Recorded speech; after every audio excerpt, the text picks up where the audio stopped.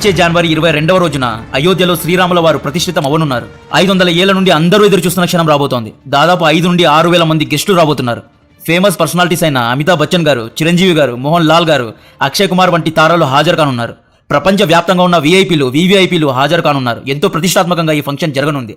అయితే అయోధ్య రాముల వారి ఇనాగ్రేషన్ ఎలాగైనా ఆపాలి అని ఉగ్రవాదులకు ఓయే రూమైన పాకిస్తాన్ స్పాన్సర్ చేస్తున్న అల్ ఖైదా, లష్కర్ ఏ తోయబా ఉగ్రవాద సంస్థలు ప్రయత్నిస్తున్నారు అని ఇంటెలిజెన్స్ ఏజెన్సీస్ హెచ్చరిస్తున్నారు.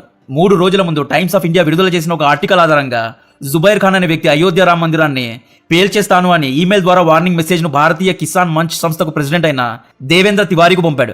ఈ లష్కరేలు, జైష్లు, వీరి వెనుకున్న స్లీపర్స్ తెలుసుకోవాల్సిన విషయం ఏంటి అంటే, అయోధ్య రాముని టచ్ చేయాలి అంటే ఉత్తరప్రదేశ్ స్పెషల్ సెక్యూరిటీ ఫోర్స్ ను మొదటగా దాటి వెళ్ళాలి. అయోధ్య మందిరానికి చేరుకోవాలి అంటే 6 లేయర్స్ రక్షణ కవచాలని దాటాలి. ప్రధానమంత్రికి కూడా లేనటువంటి సెక్యూరిటీ అయోధ్య రాముల వారికి పెట్టారు. ప్రధానమంత్రికి 3 to 4 లేయర్ సెక్యూరిటీ మాత్రమే ఉంటుంది. కానీ అయోధ్య మందిరానికి 6 లేయర్ సెక్యూరిటీని ఉంచారండి. ఆర్టిఫిషియల్ ఇంటెలిజెన్స్ ద్వారా సీసీటీవీ కెమెరా సెటప్ ఉంచారు. ఈ అయోధ్య టెంపుల్ సెక్యూరిటీలో one of the main highlight Uttar Pradesh special security force అనబడే యూనిట్. ఈ యూనిట్ కు అనుమానం వచ్చిన వ్యక్తిని వారెంట్ లేకుండా అరెస్ట్ చేసే హక్కులు ఇచ్చారు. UP special security force unit దగ్గర AK-47 రైఫల్స్ తో పాటు German made Heckler and Koch MP5 rifles కూడా ఉన్నాయి. ఈ హెక్లర్ అండ్ కాచ్ MP5 రైఫల్ నిమిషానికి 800 రౌండ్ల బుల్లెట్ ను ఫైర్ చేసే సామర్థ్యం కలిగి ఉంది. ఈ యూనిట్ డైరెక్ట్ గా ఉత్తరప్రదేశ్ ప్రభుత్వానికి రిపోర్ట్ చేస్తుంది. అంటే యోగి ఆదిత్యనంద గారికి డైరెక్ట్ గా ఈ యూనిట్ రిపోర్ట్ చేస్తుందండి. Paramilitary forces, SPG, NSG, CRPF రంగంలో దిగనున్నారు. అయోధ్య మందిరం చుట్టూ జరిగే ప్రతి ఒక్క మూమెంట్ పైన నిఘాను ఉంచబోతున్నారు. జనవరి 22వ రోజు అడ్వెంచర్స్ చేయాలనే ఊహ కూడా ఎవరికి రాకూడదు అనే విధంగా సెక్యూరిటీ ఉంది. ఒక దేవాలయానికి లేదా పూజించే మందిరానికి ఇంత పెద్ద సెక్యూరిటీ అనేది ప్రపంచంలో ఎక్కడా జరిగి ఉండదు. దీన్ని బట్టి తెలుస్తుంది ఈ ఇనాగ్రేషన్ భారత్ కు ఎంత ముఖ్యమైనదో అని. నిన్న అంటే బుధవారం రోజు ఎక్స్ ప్లాట్ఫామ్ లో అయోధ్య టెంపుల్ పైన బాంబు వేస్తామని బెదిరించిన ఇద్దరిని UP special security force arrest చేశారు. ఆ ఇద్దరి పేర్లు లక్నోకు చెందిన తాహార్ సింగ్ మరియు ఓం ప్రకాష్ మిశ్రా. చాలా అంటే చాలా స్ట్రిక్ట్ గా అయోధ్యలో సెక్యూరిటీ ఉంది. ఈ వీడియోలో అయోధ్య రాముల వారి మందిరానికి 6 లేయర్ సెక్యూరిటీని ఎలా ఇచ్చారు, PM మోడీ కంటే 2 లేయర్ ఎక్స్ట్రా సెక్యూరిటీ ఎందుకు ఇచ్చారు, జనవరి 22వ రోజు ఇనాగ్రేషన్ సాఫీగా జరగడానికి ఎటువంటి జాగ్రత్తలు తీసుకుంటున్నారు, అయోధ్య మందిరంలో ఆర్టిఫిషియల్ ఇంటెలిజెన్స్ సెక్యూరిటీ సిస్టమ్ ను ఎలా వాడబోతున్నారు వంటి డీటెయిల్స్ చెప్తా. బదులుగా నేను మీ నుండి కోరుకునేది ఛానల్ కు లైక్ చేసి సబ్స్క్రైబ్ చేయండి చాలు. ఈ రోజు హిందుస్థాన్ టైమ్స్ విడుదల చేసిన ఆర్టికల్ ఆధారంగా అయోధ్య మందిరంలో సెక్యూరిటీను 2 జోన్స్ గా డివైడ్ చేశారు. ఫస్ట్ జోన్ పేరు రెడ్ జోన్. ఈ రెడ్ జోన్ లో 2 పార్ట్స్ ఉంటాయి. రెడ్ జోన్ ఫస్ట్ పార్ట్ లో అయోధ్య మందిరం యొక్క 70 ఎకరాల ప్రాంగణం లేదా కాంపౌండ్ ఉంటుంది. రెడ్ జోన్ లోని సెకండ్ పార్ట్ లో అయోధ్య మందిరానికి చుట్టుప్రక్కల ఉన్న 38 ఎకరాల ఏరియాను సెకండ్ పార్ట్ గా గుర్తించారు. ఈ రెడ్ జోన్ మొత్తాన్ని 4 యూనిట్స్ కాపలాగా ఉంటారు. ఆ 4 యూనిట్స్ యొక్క పేర్లు, ఫస్ట్ యూనిట్ పేరు ఉత్తరప్రదేశ్ స్పెషల్ సెక్యూరిటీ ఫోర్స్. 2019లో యూపీ స్పెషల్ సెక్యూరిటీ ఫోర్స్ ను అలహాబాద్ హైకోర్టు ఆదేశాల మీద స్థాపించారు. ఈ యూనిట్ స్థాపించడానికి కారణం లోకల్ గుండాల యొక్క షూటింగ్స్ యూపీలో ఎక్కువ అవడం వల్ల స్థాపించారు. ఈ యూనిట్ అనేది additional director general rank officer యొక్క నేతృత్వంలో నడుస్తుంది. 2020లో యోగి ఆదిత్యనంద గారి ప్రభుత్వం ఈ యూనిట్ కు స్పెషల్ రైట్స్ ఇచ్చింది. ఆ స్పెషల్ రైట్స్ ఏంటి అంటే, అనుమానం వస్తే వారెంట్ లేకుండా ఎవరినైనా అరెస్ట్ చేసే హక్కులు ఈ యూనిట్ కి ఇచ్చారు. ఈ యూనిట్ దగ్గర AK-47 రైఫల్స్ తో పాటు German made Heckler and Koch MP5 submission guns ఉన్నాయి. దీని స్థాయి నిమిషానికి 800 రౌండ్ల బుల్లెట్ ను ఫైర్ చేయడం. 100 రౌండ్స్ వరకు ఇది ఫీడ్ చేసే కెపాసిటీ కలిగి ఉంది. వీళ్ళు డైరెక్ట్ గా యోగి ఆదిత్యనందకు రిపోర్ట్ చేస్తారండి. అనుమానం వచ్చిందా, వారెంట్ లేదు, కోర్టు లేదు, ఏమీ లేదు, డైరెక్ట్ గా అరెస్ట్ చేస్తారు. తర్వాతే రెడ్ జోన్ లో సెకండ్ యూనిట్ పేరు CRPF. CRPF యొక్క 6 కంపెనీస్ ఉన్నాయి. CRPF అంటే సెంట్రల్ రిజర్వ్ పోలీస్ ఫోర్స్. కొన్ని రోజుల తర్వాత CRPF పూర్తిగా అయోధ్య నుండి వెళ్లిపోతుంది. అయోధ్య మందిరం యొక్క సెక్యూరిటీ కమాండ్ మొత్తం UP special security force unit తీసుకోబోతోంది. 1992 నుండి ఇప్పటి వరకు అయోధ్య బాబ్రీ సైట్ యొక్క రక్షణ CRPF చూసుకుంది. రెడ్ జోన్ లో డిప్లాయ్ అయిన 3వ యూనిట్ పేరు PAC అంటే ప్రొవిన్షియల్ ఆర్మర్డ్ కాన్స్టాబులరీ. రెడ్ జోన్ లో డిప్లాయ్ చేసిన 4వ యూనిట్ పేరు 304 సివిల్ పోలీస్ పర్సనల్. ఈ 304 సివిల్ పోలీస్ పర్సనల్స్ కు కూడా స్పెషల్ రైట్స్ అనేవి ఉంటాయి. రాముల వారి మందిరానికి వెళ్లబోయే మామూలు భక్తులు కూడా రూల్స్ అండ్ రెగ్యులేషన్స్ ను ఫాలో అవ్వాలి.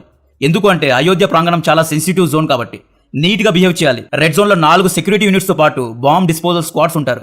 బాంబ్ డిస్పోజల్ స్క్వాడ్స్ అంటే బాంబ్స్ ను ఐడెంటిఫై చేసి న్యూట్రలైజ్ చేసే స్క్వాడ్ పేరే bomb disposal squad. Anti sabotage team ఉంటారు. యాంటీ సాబోటోజ్ యూనిట్ అంటే ఎవరైనా ఎక్స్ప్లోజివ్ ఐటమ్స్ ను క్యారీ చేస్తే వీళ్ళకు చెక్ చేసే అధికారం ఉంటుంది. అన్వాంటెడ్ మెటీరియల్స్ ను చెక్ చేసి సీజ్ చేస్తారు. అనుమానం వస్తే సడన్ గా చెక్ చేస్తారు. ఏదైనా విధ్వంసం జరగడాన్ని ముందుగానే పసిగట్టి ఆపే యూనిట్ పేరే యాంటీ సాబోటోజ్ యూనిట్. దర్శనానికి వెళ్లే భక్తులు కూడా బ్యాటరీస్ ను, లోడ్ బ్యాంక్స్ వంటి అన్వాంటెడ్ మెటీరియల్స్ ను మందిరం లోపలికి తీసుకుని పోవద్దు. బందోబస్తు మామూలుగా లేదక్కడ. రెడ్ జోన్ లో బాంబ్ స్క్వాడ్స్, యాంటీ సాబోటోజ్ టీమ్స్ తో పాటు పోలీస్ రేడియో కమ్యూనికేటర్స్, 47 మంది ఫైర్ ఫైటర్స్ కూడా డిప్లాయ్ అయ్యారు. వీళ్ళతో పాటు రెడ్ జోన్ లో NSG యూనిట్ ఉంటుంది. NSG గురించి తెలుసు కదా. NSG అంటే నేషనల్ సెక్యూరిటీ గార్డ్స్. ఈ యూనిట్ సభ్యులు ఉగ్రవాద దాడులను కౌంటర్ చేయడంలో స్పెషలిస్టులు. 26/11 ముంబై బ్లాస్ట్ లో NSG యూనిట్ నే డిప్లాయ్ చేశారు. మేజర్ సందీప్ ఉన్నికృష్ణన్ గారు కూడా NSG యూనిట్ కు చెందిన వారే.